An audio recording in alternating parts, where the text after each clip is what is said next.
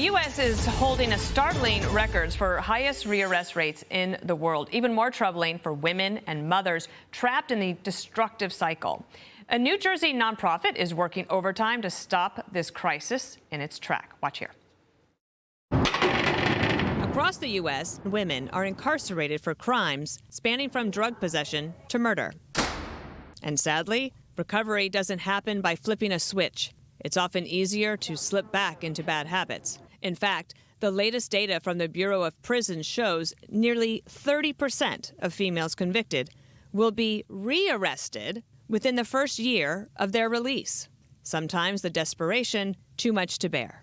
I relapsed a little over 2 years ago, and the relapse was so bad. There was like 2 black eyes. I couldn't talk for a few days because the left side of my face, the nerves had been damaged because I had been beaten so badly.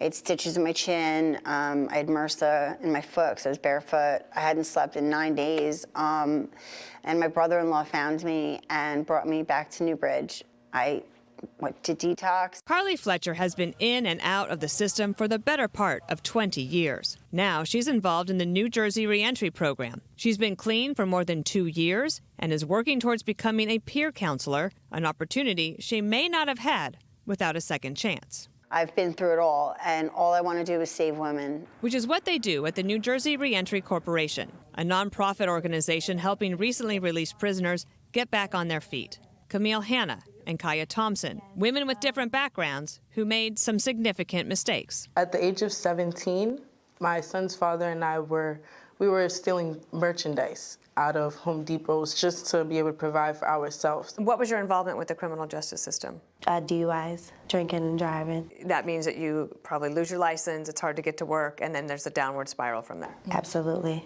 They now find themselves in similar situations. Both have taken advantage of the NJRC, a solutions-based program that offers courses ranging from construction to peer counseling, even phlebotomy. Well, before this taking, what are we gonna do? Gloves. Gloves, right? So we got a glove up now. Camille and Kaya both enrolled in the phlebotomy course and have found a new lease on life. So where do you see yourself in 5 years? I plan to own a home soon and just take care of me. Working with children, I love kids. So this program has become sort of like a lifeline for you? Yes. I like to keep my memory green so I don't go backwards. I take one look at my son. What's gonna happen to him if I go down? Dreams reborn, futures bright. These women, just 3 of the many who, against all odds, fought hard with the help of this unique program and won their lives and dignity back. And so you really believe in redemption? Absolutely, absolutely. I think every bad decision is a learning experience. Do you like yourself? I love myself. You know, I'm not perfect. I make mistakes. You know, I fall short. But every day I try to be better than I was yesterday.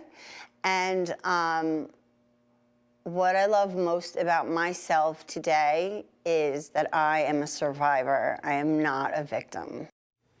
John, I loved meeting them. And if you want to learn more, everybody, you can go to njreentry.org. But what's also very interesting is any woman who's going into that program also has access to the LeFrak Wellness Center. Francine LeFrak put it together. This is where you can get medical, behavioral, dental screenings, things you might not have even had before you went to prison. Just listen to Dr. Gloria Backman on that. What we're trying to do is give them the parachute to re-enter their community with everything they need so that it's a soft landing. We really look at the entire person so that we're not just saying, well, we're only going to take care of one problem, and that is, you know, your physical exam, but rather we are going to take care of you, the entire person. It's a really incredible program, those two working together, John. You know, there are some great programs out there that rehabilitate people and prepare them for re-entry into social life. I remember doing something up at Sing Sing Prison in New York years and years ago, and they were having tremendous success rates. The problem happens when people are arrested and then they're turned right back out onto the streets without any kind of program to teach them a different way of life. And until we patch up that gap, I think the crime in America. So this is great because they're learning a new skill, but also they get to have some counseling and also get their physical health back in order. So kudos to them, and I appreciate them letting me come over to visit. It's all very important doing that. Careers in skilled trades continue to decline despite